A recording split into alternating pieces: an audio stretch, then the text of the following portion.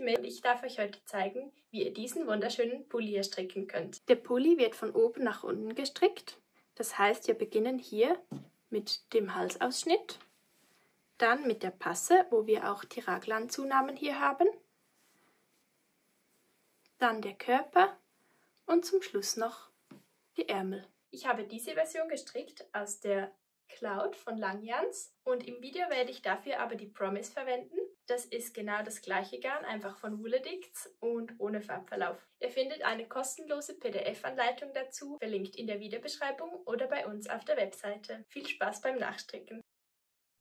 Du brauchst eine Rundstricknadel mit 6 mm Dicke und 80 cm Länge. Wir werden diesen Pulli stricken mit einer Technik, die nennt sich Magic Loop. Falls das für dich aber unangenehm sein sollte, kannst du auch mehrere Stricknadeln benutzen mit unterschiedlicher Seillänge. Außerdem werde ich eine Nadel verwenden, die ist aus Bambusholz. Das kann am Anfang etwas einfacher sein zu verwenden als eine Metallnadel. Dann brauchst du ein Maßband mit Zentimeterangaben, eine Schere, außerdem ein Stück Restgarn und Maschenmarkierer. Insgesamt sollten es 9 Stück sein, wobei sich einer deutlich von den anderen unterscheiden sollte. Ich habe das so gelöst, dass ich mir die aus Restgarn zusammengeknotet habe und für einen eine andere Farbe verwendet habe. Dann brauchst du noch eine Wollnadel, um am Schluss die Fäden zu vernähen, und zusätzlich brauchst du noch eine 5 mm Nadel, um damit die Bündchen stricken zu können. Wir beginnen unser Projekt damit, dass wir eine Maschenprobe stricken. Dafür schlagen wir etwa 25 Maschen an und das geht so. Ich nehme beide Nadeln in die Hand und wickle den Faden 25 Mal um beide Nadeln.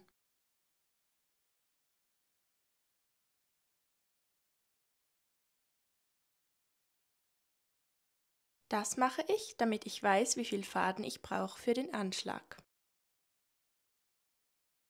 Hier mache ich dann einen Knoten. Dafür mache ich erst so eine Schlaufe und lege die Schlaufe dann über den oberen Faden und ziehe ihn durch. Ich nehme wieder beide Nadeln in die Hand, lege die in die Schlaufe und ziehe sie an. Um nun 25 Maschen auf den Nadeln zu haben, schlage ich noch 24 weitere Maschen an. Dafür gehe ich mit Daumen und Zeigefinger zwischen diese beiden Fäden. Mit den anderen 3 Fingern halte ich sie unten fest, öffne Daumen und Zeigefinger und ziehe die Nadeln nach unten. Ich hole dann zuerst den Faden von unterhalb des Daumens mit beiden Nadeln, dann den vom Zeigefinger und ziehe ihn durch die Schlaufe durch. Dann lasse ich den Daumen los, gehe da wieder rein und ziehe die Masche an. Achtung, nicht zu fest anziehen dabei. Und das mache ich jetzt so lange, bis ich 25 Maschen auf beiden Nadeln habe. Nun habe ich insgesamt 25 Maschen angeschlagen. Dann kann ich eine Nadel festhalten und eine am Seil rausziehen. Wir haben also alle Maschen jetzt auf dieser Nadel.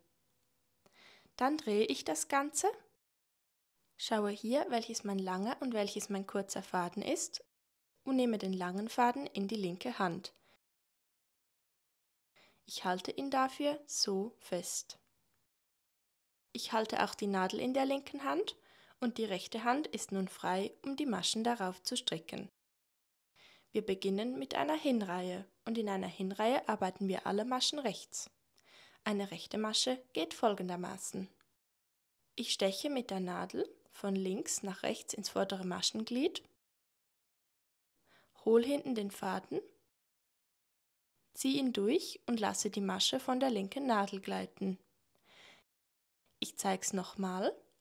Mit der rechten Nadel von links nach rechts durchs vordere Maschenglied, hinten den Faden holen, durchziehen, von der Nadel gleiten lassen. Wieder einstechen, hinten den Faden holen, durchziehen, runtergleiten lassen.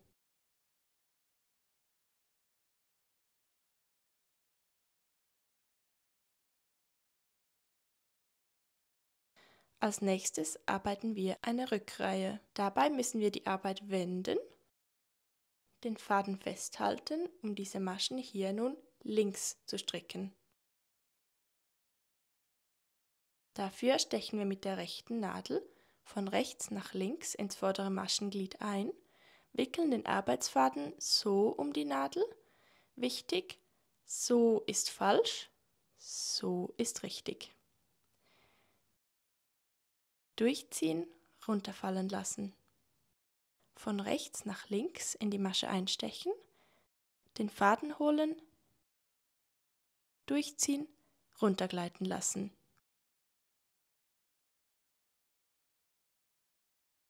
Und diese ganze Rückreihe stricken wir alle Maschen links.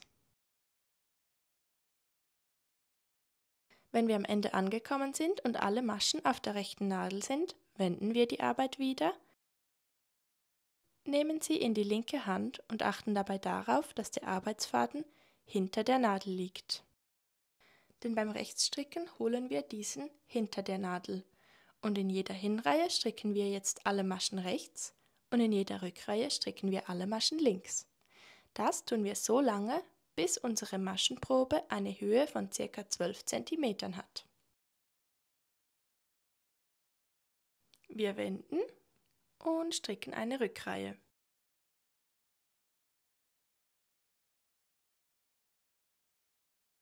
Der Grund, weshalb wir unsere Hinreihen anders stricken als unsere Rückreihen, ist, weil die gestrickten Maschen immer von einer Seite so glatt aussehen und von der anderen Seite sehen sie wie so kleine Knötchen aus. Damit die Knötchen alle auf derselben Seite sind, stricken wir in der Hinreihe alle Maschen rechts und in der Rückreihe alle Maschen links. Beim Rechtsstricken schaut jeweils die glatte Seite der Masche zu uns und beim Linksstricken schaut jeweils das Knötchen der Masche zu uns. Und wenn wir mal merken, dass wir ein paar Reihen weiter unten einen Fehler gemacht haben, dann ist das überhaupt kein Problem und wir müssen auch nicht alle Maschen zurückstricken. Wir stricken einfach bis an die Stelle in dieser Spalte sozusagen, wo der Fehler passiert ist.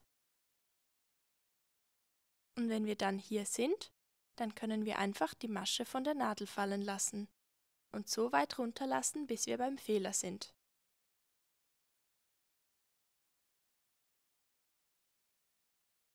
Da steche ich zur Sicherheit schon mal mit der Nadel rein. Dann können wir die Querfäden, so ein bisschen entheddern.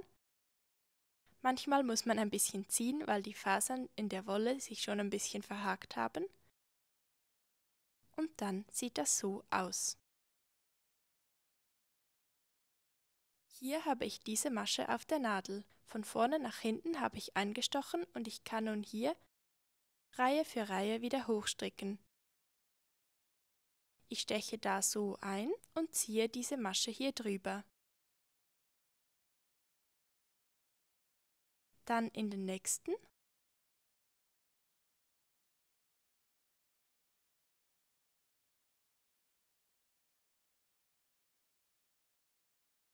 Und zu guter Letzt können wir nun diese Masche wieder auf die linke Nadel heben und abstricken. Es sieht jetzt hier noch so ein bisschen lustig aus, weil die Fadenspannung natürlich nicht mehr gleichmäßig ist, aber das ist kein Problem. Beim ersten Waschen und Trocknen wird sich das noch ein bisschen ausgleichen. Dann können wir hier so ein bisschen zurechtzupfen und schon ist der Fehler behoben. Und wenn wir nun etwa 12 cm gestrickt haben, messen wir zur Sicherheit noch einmal nach. Ganz genau. Da wir hier erst bei der Maschenprobe sind, kommt es nicht auf den Millimeter drauf an. Dann können wir mit dem Abketten beginnen. Dafür stricken wir 2 Maschen. Dann stechen wir mit der linken Nadel von links nach rechts in beide ein. Holen mit der rechten Nadel hinten den Arbeitsfaden und ziehen ihn durch beide durch. Wir haben jetzt eine Masche auf der rechten Nadel und der Rest der Maschen ist noch hier. Dann eine Masche stricken, mit der linken Nadel von links nach rechts in beide einstechen, Faden holen, durchziehen und runtergleiten lassen. Eine Masche stricken, damit wir auf der rechten Nadel wieder 2 Maschen haben Mit der linken Nadel von links nach rechts in die Maschen einstechen, Fadenhintern holen und durchziehen. Und das machen wir jetzt so für die ganze Reihe. Diese Methode nennt sich elastisches Abketten und wir üben sie hier bei der Maschenprobe schon mal, weil wir die dann beim fertigen Pulli auch brauchen werden. Zum Schluss ketten wir noch die letzte Masche ab, dann können wir den Faden durchschneiden und einfach durchziehen. Wenn du gerne wissen möchtest, wie du deine Maschenprobe perfektionieren kannst, dann lies gerne unseren Blogbeitrag dazu, er ist verlinkt in der Videobeschreibung. Nun werden wir messen. Wir sollten in 10 cm 15 Maschen haben. Beim Messen ist es wichtig, dass wir 10 cm im Inneren der Maschenprobe messen und nicht hier oder hier am Rand, da die ersten und letzten Maschen der Reihen jeweils nicht so aussagekräftig sind. Deshalb haben wir auch etwas mehr als 10 cm gestrickt. Ich nehme mir zur Hilfe jeweils so eine Nadel zum Zählen.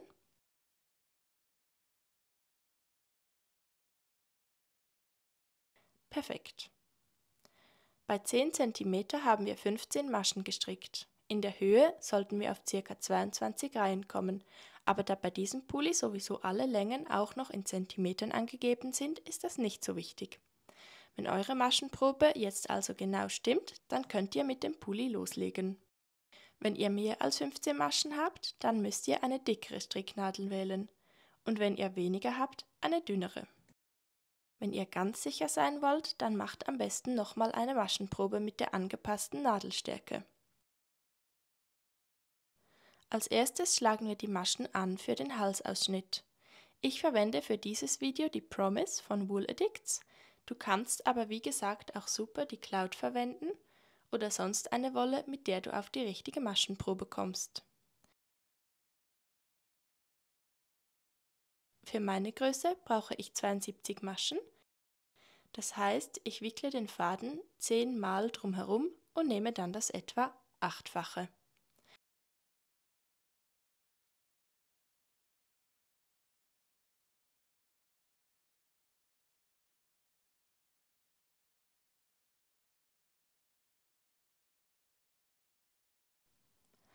Das ist jetzt genug Wolle, um eigentlich 80 Maschen anzuschlagen, aber ich lasse immer gerne noch ein bisschen mehr übrig, falls ich mal ein wenig lockerer anschlage. Zum Anschlagen mache ich wieder als erstes diesen Knoten und ich schlage immer mit beiden Nadeln zusammen an, damit die Anschlagskante schön locker wird und ich die erste Runde einfacher stricken kann. Dafür gehe ich mit Daumen und Zeigefinger zwischen die beiden Fäden und halte sie mit den anderen Fingern fest. Dann ziehe ich das Ganze auf wie ein Zelt und drehe meine Hand. Nun kann ich mit beiden Stricknadeln unter den Faden beim Daumen, über den Faden beim Zeigefinger und durchziehen. Der Daumen lässt jetzt los. Mit dem Daumen kann ich wieder hier rein und das Zelt aufziehen. Ich zeige es nochmal. Unten, oben, durchziehen, loslassen. Und so mache ich das jetzt, bis ich für meine Größe 72 Maschen auf der Nadel habe. Für deine Größe kannst du in der kostenlosen PDF-Anleitung nachschauen, wie viele Maschen du hierfür anschlagen musst. Ich werde für dieses Video immer die Maße der Größe B verwenden. Du kannst das auch tun, wenn du diese Größe möchtest, oder du kannst eine andere Größe stricken, die du in der kostenlosen PDF-Anleitung findest. Ich habe hier jetzt 72 Maschen angeschlagen und kann nun eine der beiden Nadeln rausziehen.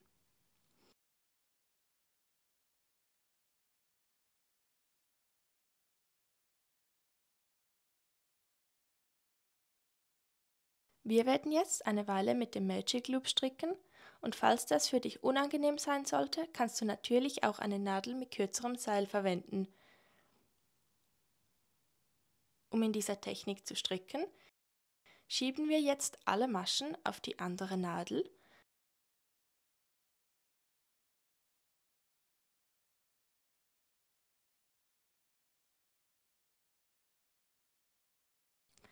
so dass der Arbeitsfaden nun hier liegt und diese Masche bereit ist, gestrickt zu werden. Nun werden die Maschen in der Runde geschlossen. Dafür bezeichnen wir unseren Rundenbeginn. Wir nehmen von den Maschenmarkierern den, der etwas anders aussieht, und platzieren ihn auf der rechten Nadel.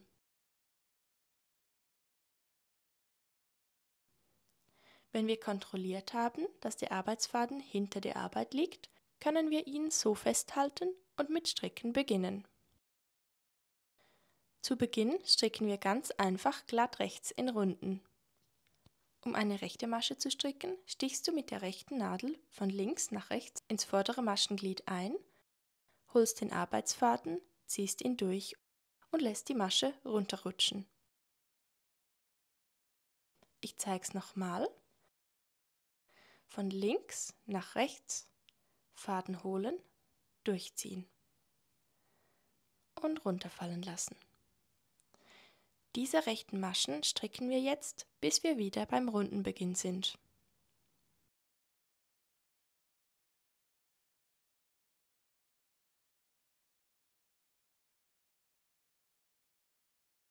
Wenn die Maschen auf der Nadel so ein bisschen gespannt sind, können wir sie einfach rüberziehen und ganz entspannt weiterstricken.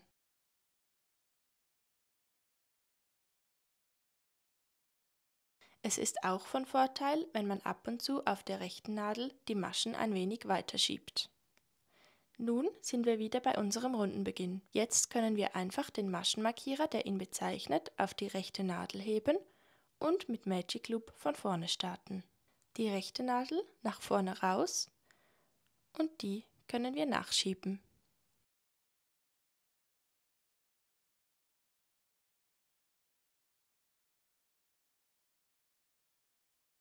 An diesem Punkt lohnt es sich zu kontrollieren, ob wir es richtig in der Runde geschlossen haben, ohne dass wir die Maschen um die Nadel gedreht haben. Und nun können wir weiter stricken.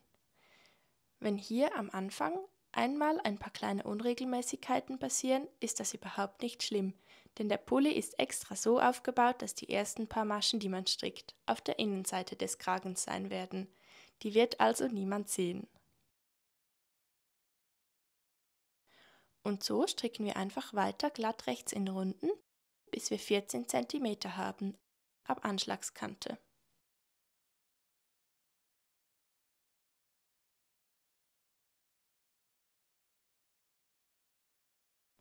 Und etwas, worauf wir achten, wenn wir beim Magic Loop die Nadel wechseln, ist, dass wir hier schauen, dass die Fadenspannung gleichmäßig ist, damit keine Lücke entsteht.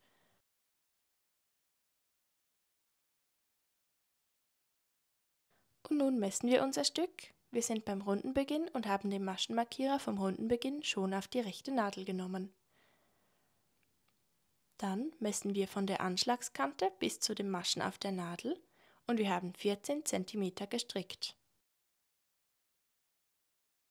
Im nächsten Schritt stricken wir alle Maschen auf der Nadel zusammen mit den Maschen der Anschlagskante. Dabei klappen wir unser Strickstück einmal so rein, dass die rechten Maschen außen sind.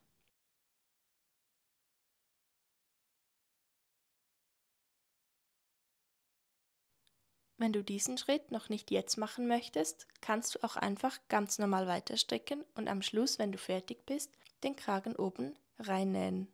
Ich zeige jetzt trotzdem mal, wie es geht. Dafür, wie zum Rechtsstricken, in die Masche auf der Nadel einstechen.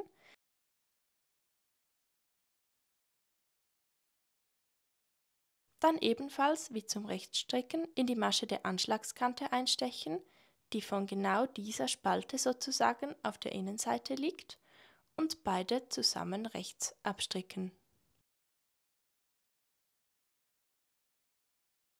Ich zeige es nochmal. Einstechen da, einstechen hier.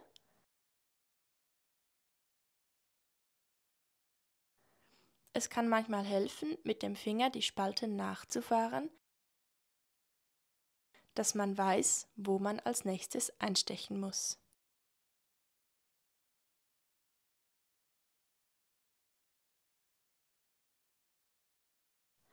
Und das machen wir jetzt für die ganze Runde einmal. Danach ist der Kragen fertig.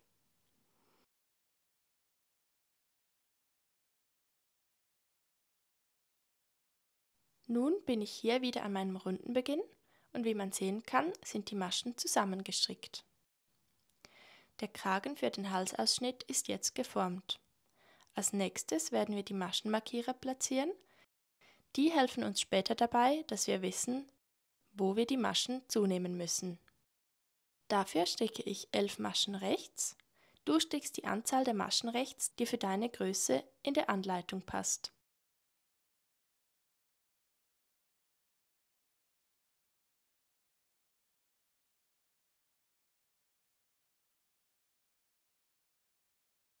Dann platziere ich einen Maschenmarkierer auf der rechten Nadel, stricke 2 Maschen rechts. Das werden unsere beiden Raglanmaschen. Platziere wieder einen Maschenmarkierer und stricke 10 Maschen oder die Anzahl der Maschen, die für deine Größe in der Anleitung steht, rechts.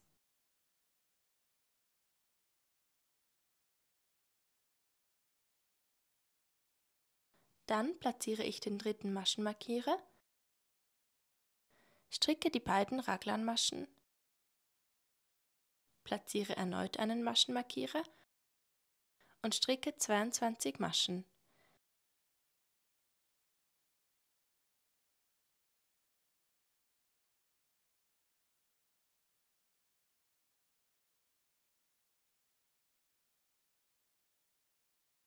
Dann nehme ich den nächsten Maschenmarkierer, platziere ihn auf der rechten Nadel, stricke die beiden Raglanmaschen, platziere den nächsten Maschenmarkierer auf der rechten Nadel und stricke 10 Maschen.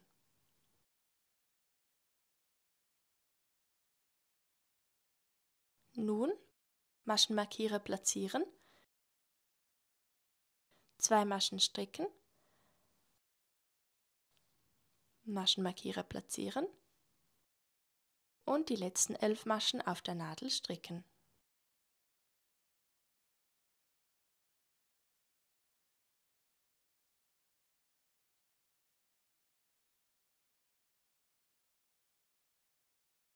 Nun bin ich wieder beim Rundenbeginn. Ich erkenne das an meinem grünen Maschenmarkierer. Die Maschen, die wir jetzt hier haben, sind fürs Rückteil.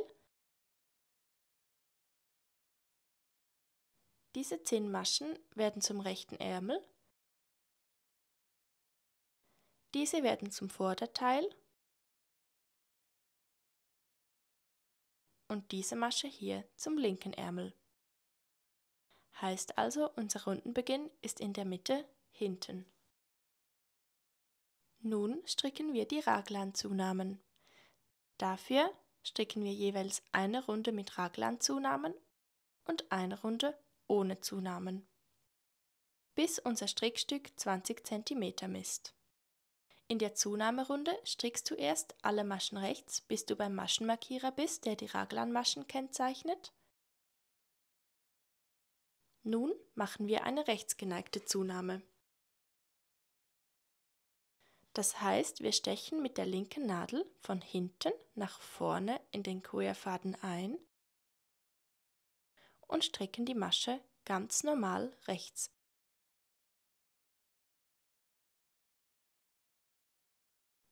Dann nehmen wir den Maschenmarkierer auf die rechte Nadel, stricken 2 Maschen rechts, nehmen auch den Maschenmarkierer auf die rechte Nadel und machen nun eine linksgeneigte Zunahme. Dafür stechen wir mit der linken Nadel von vorne nach hinten in den Querfaden ein und stricken diese neu gewonnene Masche aus dem Querfaden durch das hintere Maschenglied, also verschränkt rechts ab. Das heißt, wir stechen nicht wie gewohnt von links nach rechts ins vordere Maschenglied ein, sondern von rechts nach links ins hintere Maschenglied. Holen ganz normal den Faden, ziehen ihn durch und lassen die Masche von der Nadel gleiten.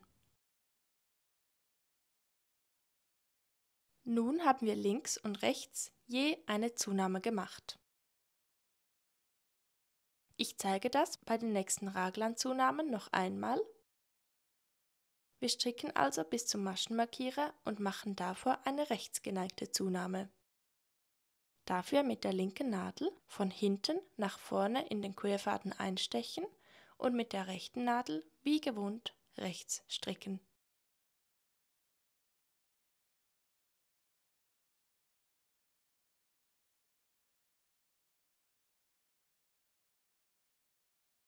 Den Maschenmarkierer rübernehmen, die beiden Raglanmaschen rechts stricken, Maschenmarkierer rübernehmen und eine linksgeneigte Zunahme stricken. Dafür mit der linken Nadel von vorne nach hinten in den Querfaden einstechen und durch das hintere Maschenglied verschränkt stricken.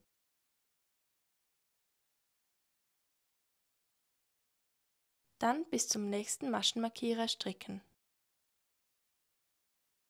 Eine rechtsgeneigte Zunahme, Maschenmarkierer rübernehmen, Raglanmaschen stricken und eine linksgeneigte Zunahme.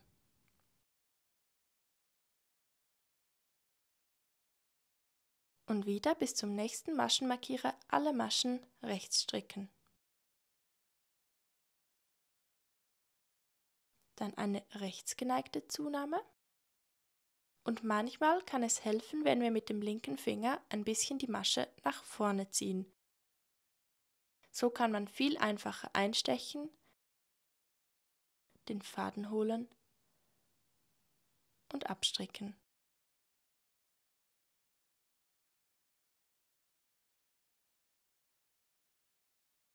Dann eine linksgeneigte Zunahme.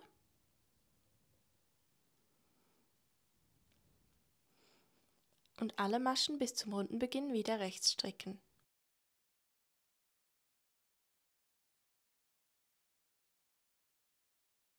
In dieser Runde haben wir nun 8 Zunahmen gestrickt. Hier 2, hier 2, hier 2 und hier 2. Die nächste Runde stricken wir alle Maschen ganz normal rechts.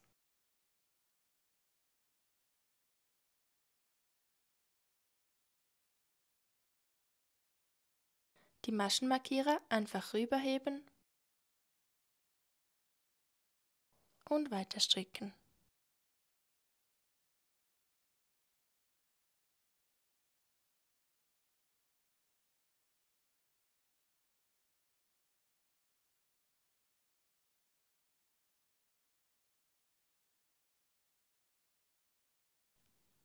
Und in dieser Runde haben wir keine Zunahmen gemacht.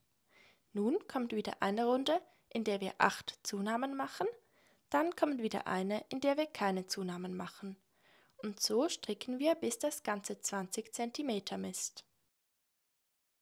Das heißt, bis du die Runden 1 und 2 22 Mal gestrickt hast. Das wären 44 Runden insgesamt. Und wenn du wieder beim Rundenbeginn bist, bist du mit den Zunahmen fertig.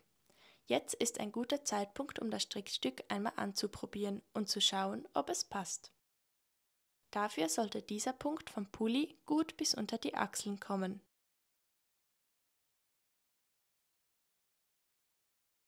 Wenn der Pulli noch nicht genug lang ist, kannst du einfach in Runden glatt rechts weiter stricken, bis er genug lang ist. Beachte einfach unbedingt dabei, dass der Pulli beim ersten Waschen und Trocknen noch etwas in die Länge wächst. Um den Pulli anzuprobieren, platzierst du am besten alle Maschen entweder auf einem Restgarnfaden oder auf so einem Maschenseil.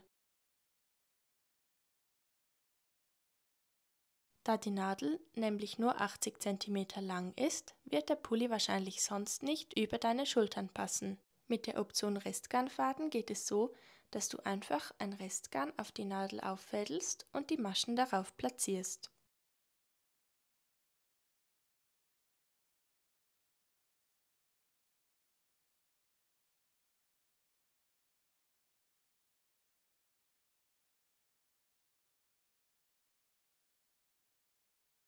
Mit dem Nadelseil funktioniert es so, dass es hier hohl ist, damit man es auf die Nadel stecken kann und dann die Maschen einfach rüberziehen.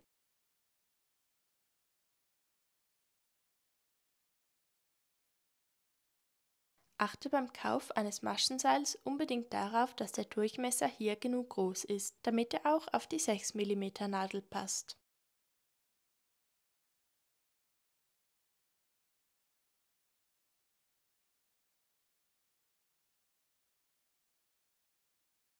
Was ich beim Maschenseil am Schluss jeweils mache, ist, dass ich den Anfang und das Ende zusammenknote, damit hier die Maschen nicht runterrutschen können.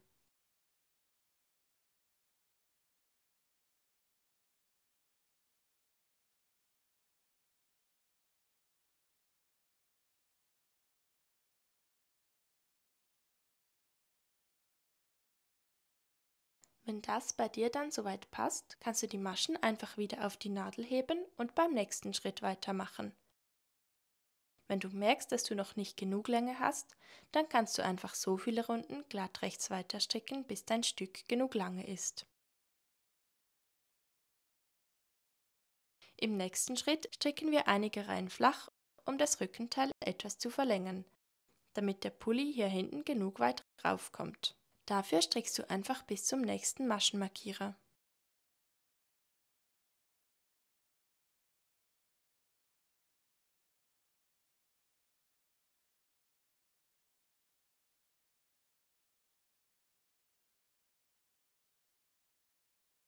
Dann kannst du den Maschenmarkierer entfernen und die 2 Raglanmaschen stricken. Diesen Maschenmarkierer hier lassen wir noch auf der Nadel und dann wenden wir die Arbeit, um eine Rückreihe zu stricken. Dafür die Arbeit drehen,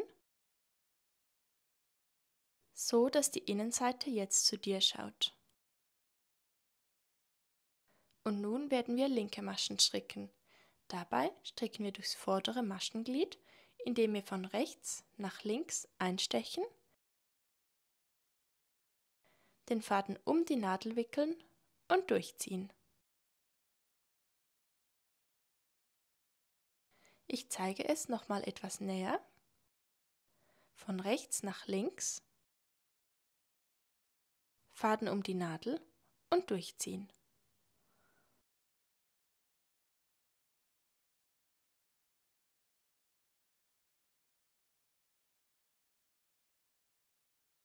Manchmal kann es hier auch hilfreich sein, mit dem Zeigefinger die Wolle nach unten zu halten. Und so stricken wir jetzt alle Maschen, bis wir wieder bei unserem Rundenbeginn sind.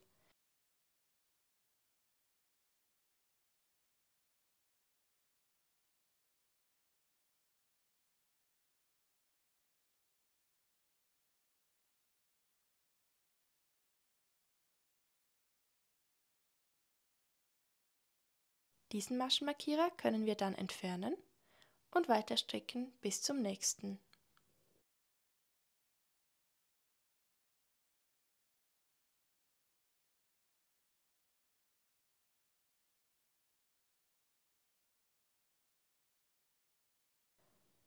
Wenn wir beim nächsten Maschenmarkierer sind, können wir auch diesen entfernen. Wieder die beiden Raglanmaschen stricken, diesen hier drin lassen und die Arbeit wenden.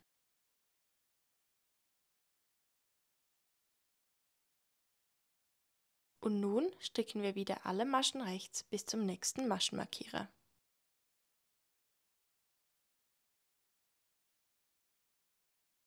Und wenn wir dann beim nächsten Maschenmarkierer sind, wenden wir die Arbeit, um nochmal eine Rückreihe stricken zu können.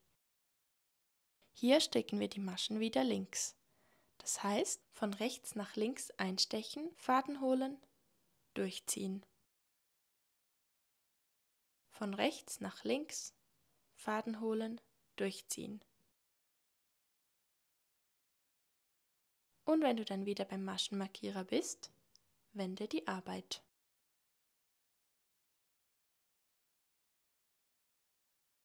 Nun wirst du noch einmal eine Hinreihe stricken und einmal eine Rückreihe, bis du wieder an diesem Punkt bist. Achte darauf, dass in der Hinreihe alle Maschen rechts gestrickt werden und in der Rückreihe alle Maschen links gestrickt werden. Wir sind hier noch einmal bei diesem Maschenmarkierer, dann wenden wir die Arbeit und stricken noch die letzte Rückreihe.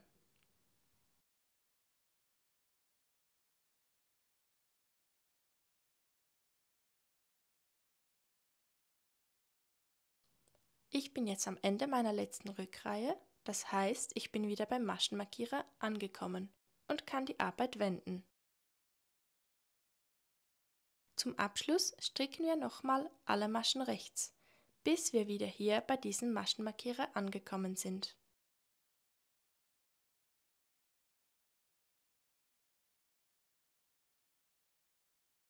Und wenn ich hier wieder angekommen bin, kann ich den Maschenmarkierer entfernen.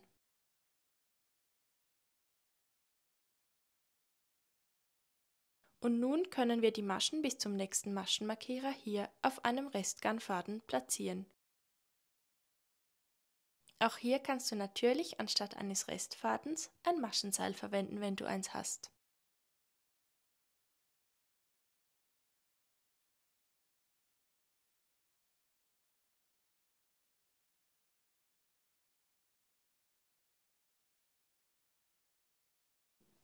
So hast du nun die Maschen für deinen rechten Ärmel stillgelegt.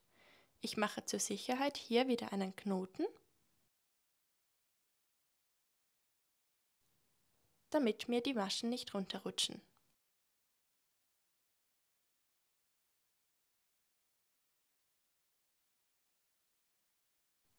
Diesen Maschenmarkierer können wir entfernen und nun schlagen wir für den Unterarm 6 Maschen an. Um die Unterarmmaschen anzuschlagen, verwenden wir den Schlingenanschlag. Dafür halten wir den Arbeitsfaden so, gehen mit der rechten Nadel von unten hier rein und ziehen die Masche an. Achtung, hier darauf schauen, dass es nicht zu eng wird.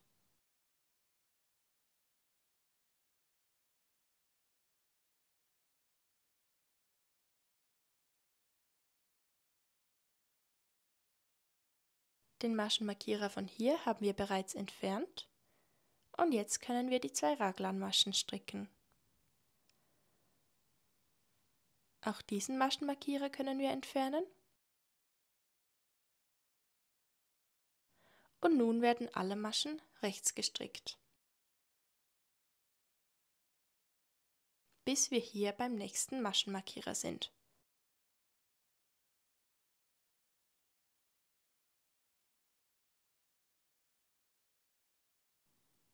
Wenn wir wieder bei diesem Maschenmarkierer sind, können wir ihn entfernen, wieder die beiden Raglanmaschen stricken und auch diesen Maschenmarkierer entfernen.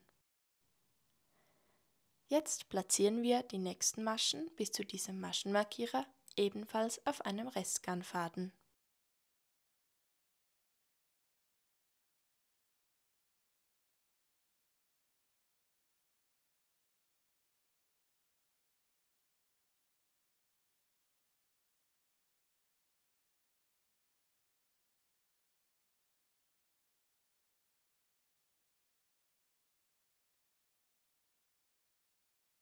Und auch diesen Maschenmarkierer können wir nun entfernen.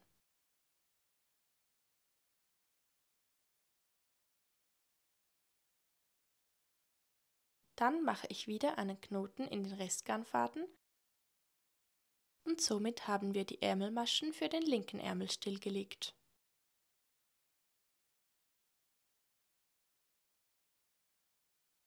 Auch für den linken Unterarm werden wir wieder 6 Maschen anschlagen.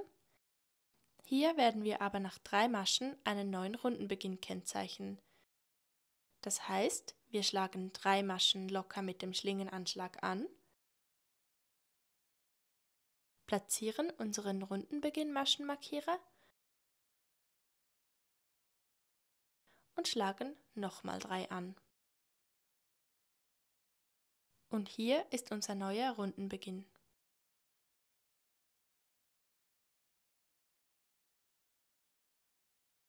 Nun können wir alle Maschen rechts stricken, bis wir gemessen von diesen Unterarmmaschen 24 cm Länge haben. Bei dieser Version werde ich aber noch Streifen einstricken und wie das geht, zeige ich im nächsten Schritt.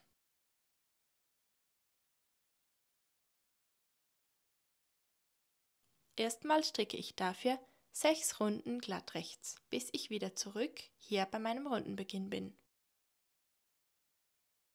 Ich habe nun 6 Runden gestrickt und werde jetzt die Farbe wechseln. Dafür habe ich hier ein Knäuel Promise in einer zweiten Farbe und kann jetzt einfach mit diesem Faden weiterstricken. Jetzt stricke ich erstmal eine Runde mit der zweiten Farbe, bis ich wieder beim Rundenbeginn bin, und dann zeige ich einen Trick, wie man den Übergang zwischen den beiden Farben etwas gleichmäßiger machen kann.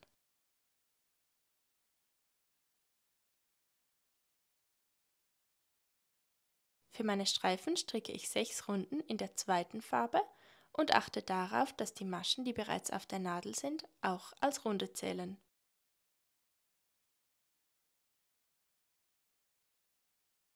Und wie man sieht, habe ich den Faden meiner ersten Runde noch nicht abgeschnitten, da ich den über die Streifen weiter hochziehen möchte, um nicht zu viele Fäden vernähen zu müssen am Schluss.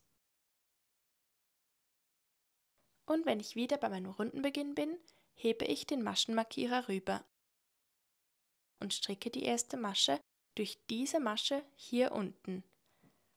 Heißt also, ich steche mit der Nadel hier ein, hole den Faden und stricke beide Maschen zusammen ab. Jetzt kann ich hier hinten noch etwas anziehen.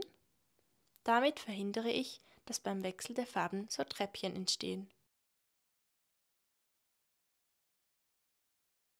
Das ist allerdings optional, denn dadurch, dass der Rundenbeginn hier unter dem Ärmel ist er ein bisschen versteckt. Jetzt bin ich wieder beim Rundenbeginn und wie man hier schön sehen kann, haben wir 1, 2, 3, 4, 5, 6 Runden gestrickt. Wie gesagt, zählen wir hier die Maschen auf der Nadel mit, da die ja auch noch in der dunkleren Farbe sind.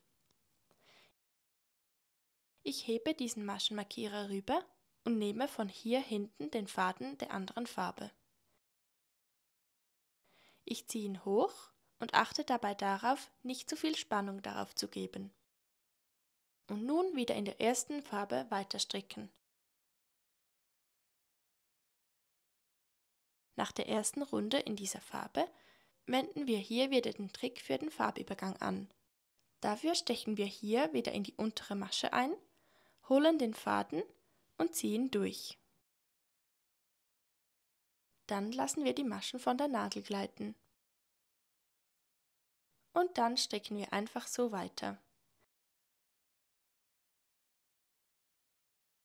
Es werden jetzt 6 Runden in der helleren Farbe folgen, dann nochmal 6 Runden in der dunkleren Farbe, dann nochmal 6 Runden in der helleren Farbe und den Rest des Pullis stricke ich mit dieser zweiten Farbe. Dabei einfach nach der ersten Runde in der neuen Farbe wieder den Trick für den Farbübergang anwenden, damit keine Treppchen entstehen. Und wenn der Körper genug lange ist, können wir kurz kontrollieren, denn wir müssen auf 24 cm kommen, gemessen ab dem Unterarm. Von den Maschen, die wir hier angeschlagen haben, haben wir jetzt genau 24 cm. Das ist also richtig. Und jetzt können wir mit dem Bündchen beginnen. Du kannst dieses sehr gerne auf 5 mm Nadeln stricken, damit es ein bisschen enger wird. Hier ist wieder unser Rundenbeginn und fürs Bündchen stricken wir abwechslungsweise rechte und linke Maschen. Rechte Maschen kennen wir jetzt schon sehr gut und die linken Maschen kennen wir bereits von der Maschenprobe und von den flach gestrickten Reihen am Ende der Passe. Dafür nehmen wir den Faden vor die Arbeit, stechen mit der rechten Nadel von rechts nach links durch das vordere Maschenglied, nehmen den Faden einmal so herum um die Nadel, ziehen ihn durch und lassen die Masche von der Nadel gleiten. Als nächstes kommt wieder eine rechte Masche und dann wieder eine linke. Ich zeige nochmal, wie es geht. Den Faden vor die Arbeit, von rechts nach links ins vordere Maschenglied und wichtig, den Faden so rumwickeln und nicht so rum, also von unten nach oben, dann durchziehen und runtergleiten lassen. Und so stricken wir nun das gesamte Bündchen. Ich habe jetzt meine erste Runde im Rippenmuster gestrickt, nehme den Maschenmarkierer vom Rundenbeginn auf die rechte Nadel und stricke jetzt in diesem Rippenmuster weiter. Ab hier können wir einfach alle Maschen so stricken, wie sie erscheinen. Haben wir vorher eine rechte Masche gestrickt, stricken wir auch jetzt wieder eine rechte. Haben wir eine linke Masche gestrickt, die so aussieht wie ein kleines Knötchen, stricken wir auch in dieser Runde eine linke Masche. So stricken wir jetzt weiter, bis wir insgesamt 12 Runden haben. Und jetzt haben wir 12 Runden gestrickt und werden nun die Maschen elastisch abketten. Das heißt, wir stricken jetzt erstmal 2 Maschen, so wie sie erscheinen, und stricken dann beide zusammen durch die hinteren Maschenglieder ab. Dafür einfach mit der linken Nadel von links nach rechts in beide Maschen einstechen, den Faden holen mit der rechten Nadel und ihn durch beide durchziehen.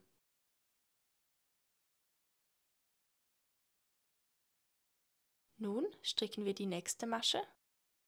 So haben wir wieder hier auf der rechten Nadel 2 Maschen. Mit der linken Nadel stechen wir dann wieder von links nach rechts durch beide Maschen ein und stricken sie so zusammen ab.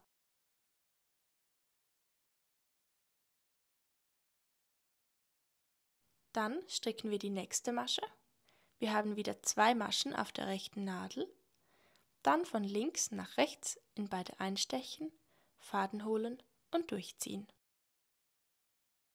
Eine Masche stricken, einstechen, Faden holen, durchziehen.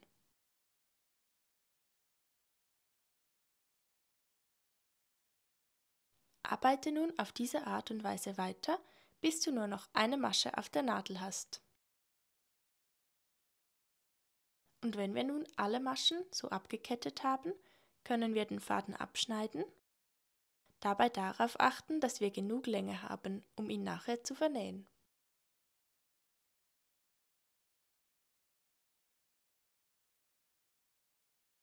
Und hier vernähe ich das jeweils so, dass ich von vorne nach hinten durch die letzte Masche einsteche, dann bei der ersten Masche durch beide Glieder durch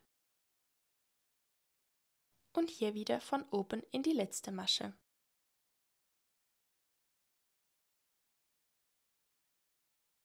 Dann kann man das Ganze ein bisschen anziehen, damit es sauber aussieht, und den Faden vernähen. Ich persönlich achte beim Vernähen der Fäden jeweils darauf, dass ich so in die Diagonale vernähe, einmal hin und dann noch einmal parallel ein paar Maschen zurück. Wenn jemand Vernähtipps hat, schreibt es gerne in die Kommentare.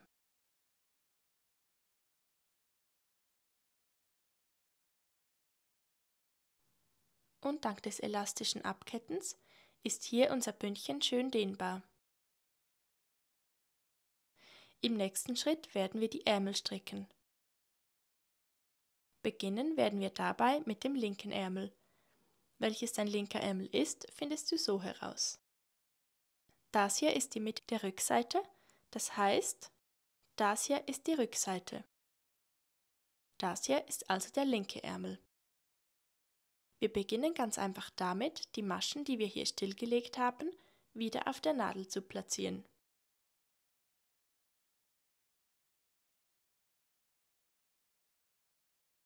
Dafür nehmen wir einfach die Nadel in die rechte Hand und stechen so Masche für Masche ein.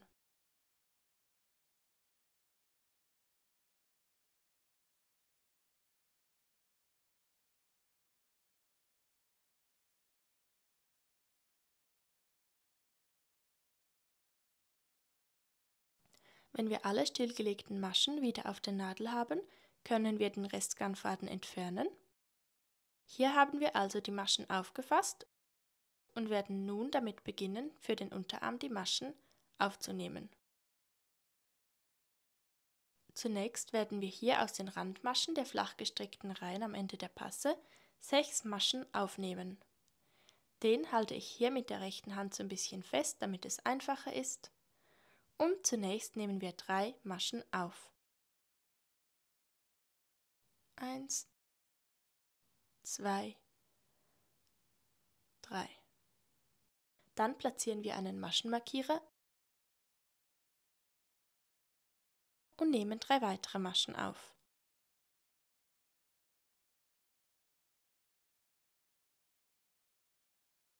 Nun kommen wir zu den Maschen, die wir hier für den Unterarm angeschlagen haben.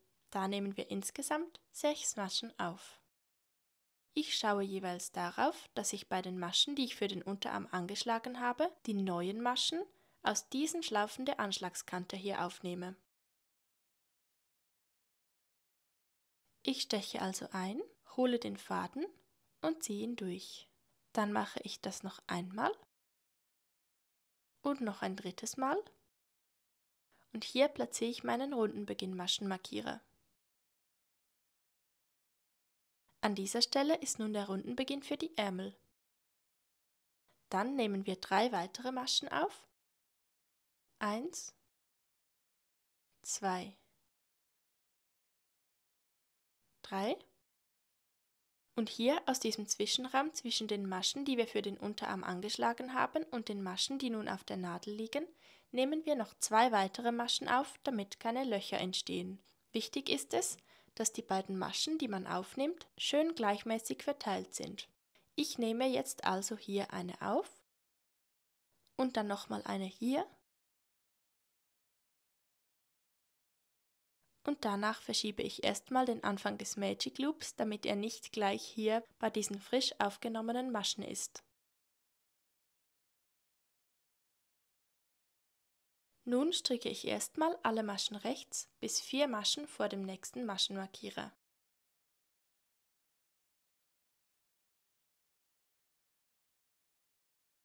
Hier bin ich nun 4 Maschen vor dem nächsten Maschenmarkierer und stricke diese 2 Maschen überzogen zusammen. Das heißt, ich steche mit der rechten Nadel wie zum Rechtsstricken in die Masche ein und hebe sie ab, ohne sie zu stricken. Dann stricke ich eine Masche rechts und ziehe diese Masche, die ich abgehoben habe, über die Masche, die ich rechts gestrickt habe, drüber. Dann ziehe ich hier ein bisschen den Faden vom Anfang an. Bei diesen Maschen mache ich dasselbe und ich zeige es gleich nochmal. Eine Masche wie zum Rechtsstricken abheben, eine Masche rechts stricken und die abgehobene Masche über die andere drüber ziehen. Nun kann ich diesen Maschenmarkierer entfernen. Dann stricke ich alle Maschen rechts bis 2 Maschen nach meinem Rundenbeginn.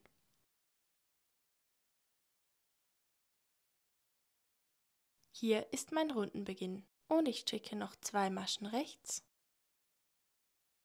Diese nächsten beiden Maschen stricke ich nun rechts zusammen. Das heißt, ich gehe mit meiner rechten Nadel von links nach rechts in beide vorderen Maschenglieder und stricke sie zusammen rechts ab. Ich zeige es gleich nochmal, weil bei diesen beiden müssen wir dasselbe tun. Ich steche mit der rechten Nadel von links nach rechts in beide Maschen ein, hole den Faden und stricke sie zusammen. Was wir hier gemacht haben, verhindert, dass wir am Schluss links und rechts von diesen aufgenommenen Maschen große Löcher haben. Wir nehmen also zuerst 4 Maschen zu viel auf und stricken die dann wieder zusammen in unserer ersten Runde. Und das nächste, was jetzt kommt, ist, dass wir für die Ärmel ein paar Abnahmerunden machen, damit sie vorne beim Handgelenk nicht gleich groß sind wie hinten bei der Schulter. Dazu stricken wir jeweils 6 Runden alle Maschen rechts und in der 7. Runde machen wir eine Abnahmerunde und die zeige ich im nächsten Schritt. Nun haben wir 6 Runden gestrickt und wir kommen zu unserer ersten Abnahmerunde. Dazu stricken wir die ersten beiden Maschen rechts zusammen.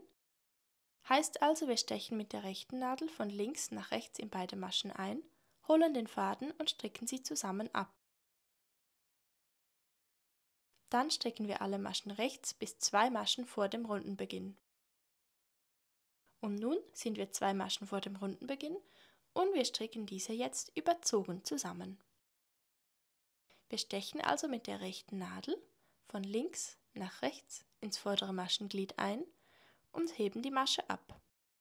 Die nächste Masche stricken wir rechts und dann ziehen wir die Masche, die wir nun abgehoben haben, über die gestrickte Masche drüber.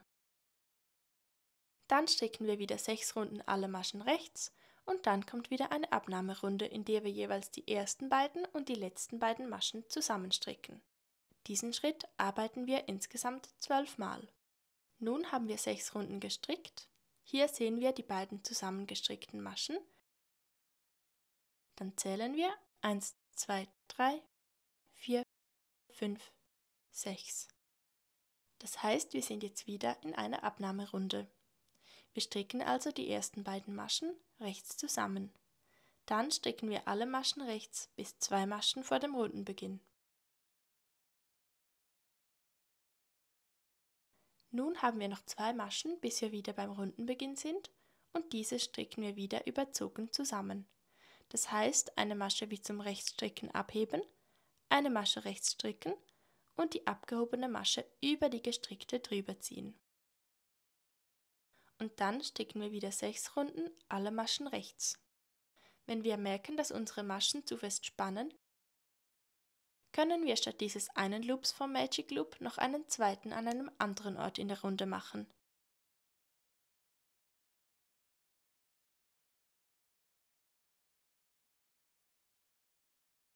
So haben wir nun die vorderen Maschen auf den beiden Nadeln und die hinteren Maschen auf unserem Nadelseil.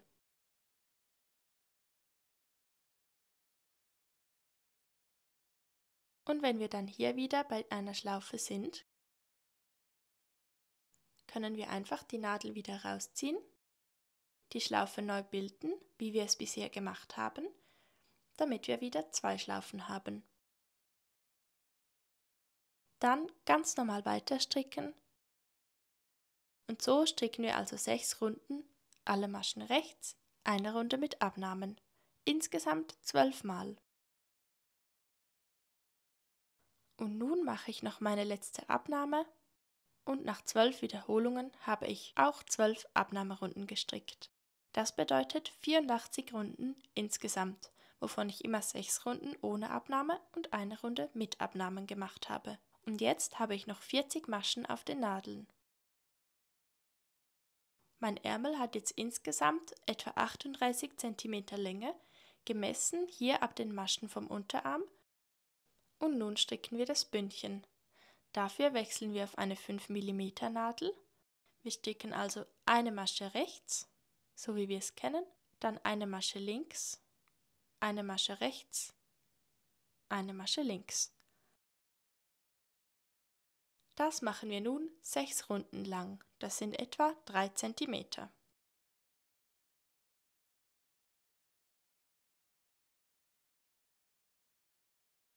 Diese Nadel können wir nach der ersten Runde vorerst weglegen und der Rundenbeginn ist immer noch am gleichen Ort. Und jetzt können wir so noch 5 Runden im Rippenmuster stricken.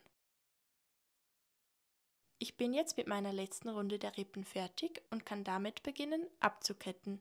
Dafür stricke ich eine Masche rechts, dann eine Masche links, dann steche ich mit der Nadel von links nach rechts in die Maschen ein und stricke sie zusammen. Dann stricke ich eine Masche rechts, gehe wieder mit der Nadel von links nach rechts durch beide Maschen und stricke sie zusammen. Diese Masche hier hat so ein Knötchen, ist also eine linke Masche. Deshalb stricke ich sie links und gehe von links nach rechts in beide Maschen und stricke sie wieder zusammen ab. Und so stricke ich immer eine Masche so wie sie erscheint. Also hier haben wir eine rechte, eine linke, eine rechte, eine linke und stricke dann die beiden auf der rechten Nadel zusammen ab.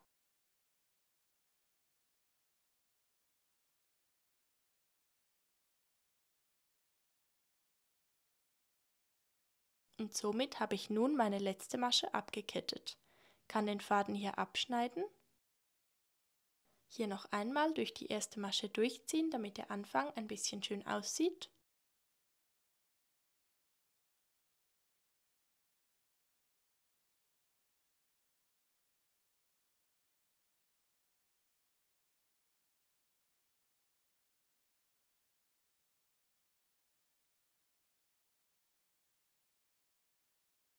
Ich habe also mein Ende da durch die erste Masche der Runde gezogen und da wieder raus. Und wenn ich es nun anziehe, dann schließt sich das Ganze schön und der Anfang sieht sauber aus. Der erste Ärmel wäre so nun fertig und wir beginnen mit dem zweiten.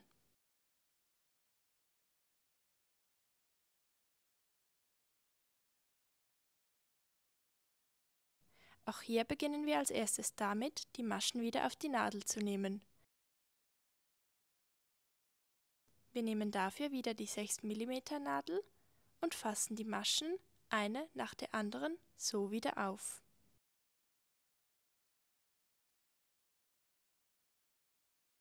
Die stillgelegten Maschen sind jetzt wieder auf der Nadel und jetzt können wir den Restgarnfaden rausziehen und wie folgt weiterarbeiten. Ich mache als erstes hier hinten so einen Loop rein, damit es gleich von Beginn an angenehm ist zu stricken. Und dann arbeite ich wie folgt. Nun kommen als erstes die Maschen, die wir für den Unterarm angeschlagen haben, und dann die Maschen von den flach gestrickten Reihen am Ende der Passe. Als erstes nehmen wir aus dem Zwischenraum zwischen der letzten Masche auf der Nadel und der ersten Masche, die wir hier angeschlagen haben, 2 Maschen auf. Dabei schauen wir darauf, dass sie ein bisschen schön verteilt sind.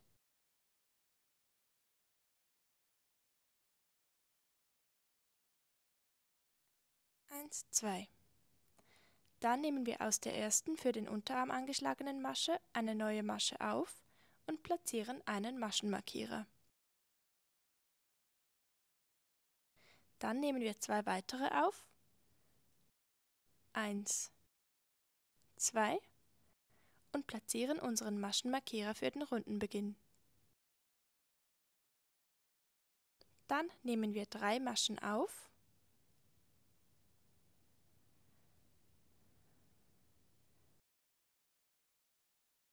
und nun nehmen wir hier aus den Randmaschen der flach gestrickten Reihen 6 Maschen auf.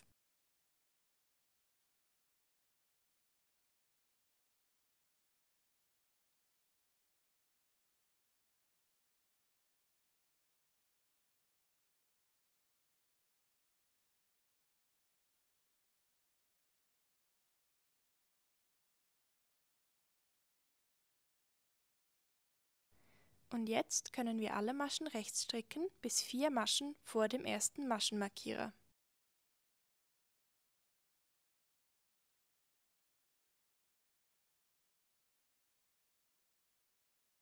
Und nun habe ich alle Maschen gestrickt bis 4 Maschen vor meinem Maschenmarkierer. Wir werden jetzt diese 2 und diese 2 Maschen überzogen zusammenstricken. Das heißt, wir heben eine Masche ab, stricken eine Masche rechts und ziehen die abgehobene Masche über die andere drüber. Dann machen wir dasselbe nochmal und entfernen diesen Maschenmarkierer.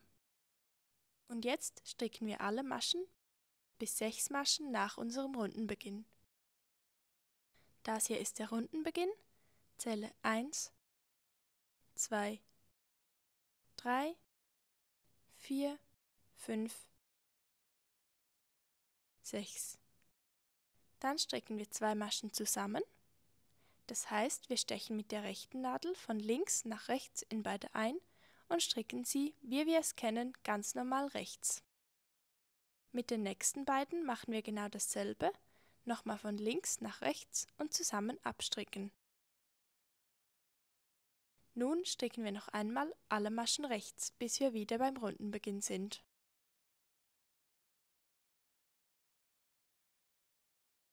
Und nun sind wir wieder beim Rundenbeginn. Ab hier ist eigentlich der rechte Ärmel genau gleich wie der linke Ärmel. Das heißt, wir stricken 6 Runden, alles normal rechts, machen eine Abnahmerunde, wo wir jeweils die ersten beiden und die letzten beiden Maschen der Runde zusammenstricken und dann wieder alle Maschen rechts stricken für 6 Runden. Die 7. ist wieder eine Abnahmerunde und das Ganze insgesamt 12 Mal. Danach kommt noch das Bündchen, da ist alles genau gleich wie auch beim linken Ärmel. Beim Halsausschnitt habe ich hier die Maschen bereits mit den Maschen der Anschlagskante zusammengestrickt. Aber wenn du dich damals entschieden hast, das nicht zu machen, dann wäre jetzt der Zeitpunkt, dass du den Kragen so nach innen nähst, damit er oben so aussieht. Und wenn dann der Pulli soweit fertig ist und wir beide Ärmel abgekettet haben, können wir noch alle Fäden sauber vernähen und das Ganze waschen. Dabei ist es ganz wichtig, dass wir den Pulli mit Wollwaschmittel waschen und unbedingt im Wollwaschgang. Ich hoffe, das Tutorial war für euch ein bisschen hilfreich und hat Spaß gemacht zu stricken.